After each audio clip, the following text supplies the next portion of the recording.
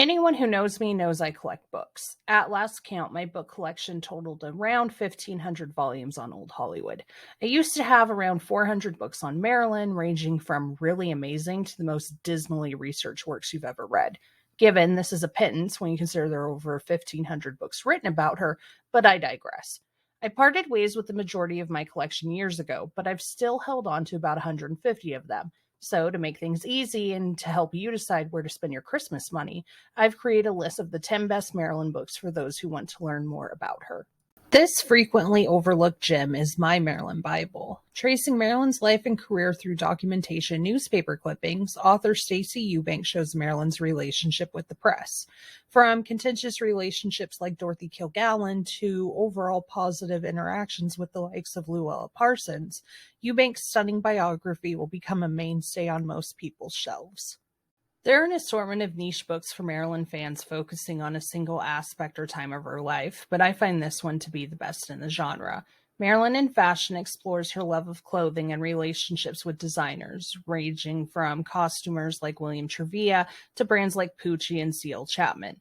This creates an interesting narrative around the blonde bombshell, showing her iconic style without hyper-focusing on things like the white 7-year itch dress or pink diamonds are a girl's best friend gown.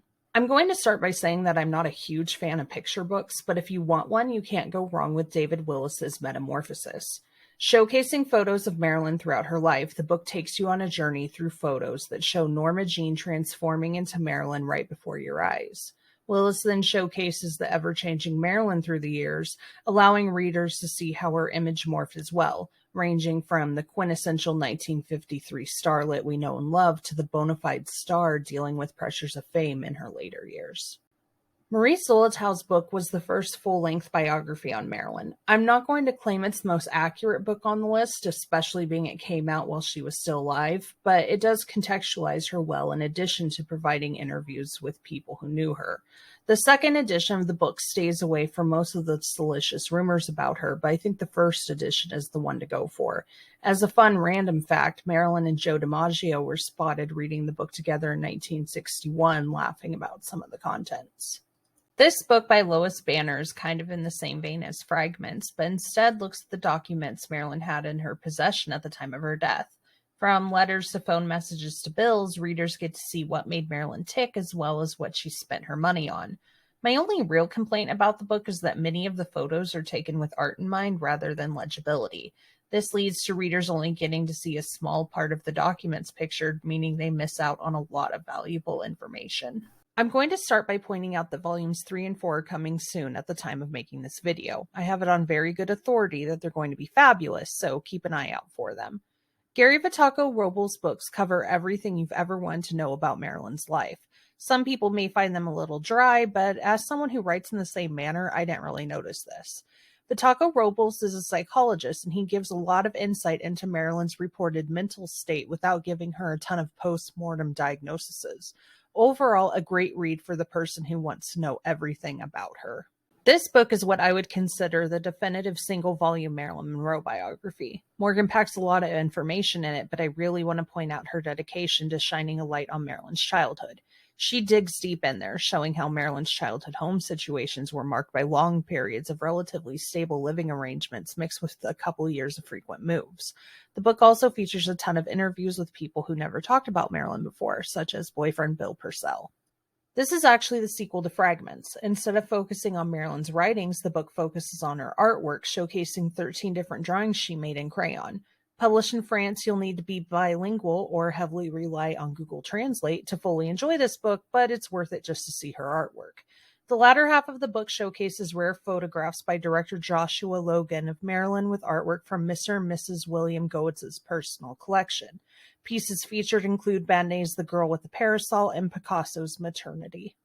No good Marilyn book is without controversy. This one received some pushback after people felt her writing shouldn't get published, but it quickly cemented itself as a must-have for Marilyn fans. My only complaint with this book is that some of the descriptive information isn't accurate, such as saying that the Peter Marilyn disliked was Peter Lawford, when it was actually Peter Leonardi, a hairdresser Marilyn eventually settled a lawsuit with. If you get this one, I highly recommend just looking at her writings rather than the explanations that the book provides. Before I reveal my number one choice for a Marilyn biography, I'm just going to go over some honorable mentions that didn't quite make the cut. Before anyone comes at me, I'm not saying the book is great. I only recommend it for someone who has a firm grasp of her life. The quotes from confirmable people who knew her are invaluable, but the latter half of the book stinks. Focusing exclusively on Marilyn's death, readers get to see an investigation as it unfolds with a group of Marilyn researchers debunking certain claims. At times morbid and out of date, this book is still worthy of being on anyone's shelf who wants to know what happened to Marilyn. Spoto's book is a great biography, but he tends to go off onto theories that have no basis. Just like Goddess, I recommend it for some invaluable information, but the last part is just asinine. Giles' book is another one that has some great tidbits, but there's no way of knowing how much was made up by him and how much was from the interviews he completed. An excellent insight into how she was viewed before the death cult took over, but I take a lot of it with a grain of salt.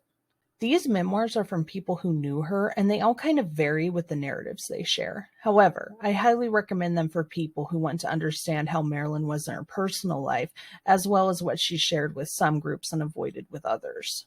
There are a lot of people who have a love-hate relationship with my story. I will say that there are some evident changes from the original published version from 1954, like a quote about her being found in a hallway with a bottle of pills in her hand, but I'm still going to make it one of my top recommendations, as we do know she was extensively interviewed by Ben Heche for the book. Interestingly, this book was never intended as a book at all. When Marilyn signed the contract for it, the agreement explicitly stated that the manuscript was going to be a 3-part magazine article for Ladies' Home Journal and could not be used to create a book.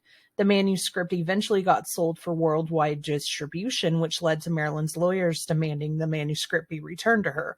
It was later settled and Heche retained his copy. Unlike what some people claim, the manuscript was completely finished. These books will give you a great view into who Marilyn was as a person, but it's important to remember that Marilyn chose to only give small glimpses of herself to certain people. To fully grasp who she was, you need to take all verifiable information into account and remember that she was a human being with strengths and weaknesses just like the rest of us.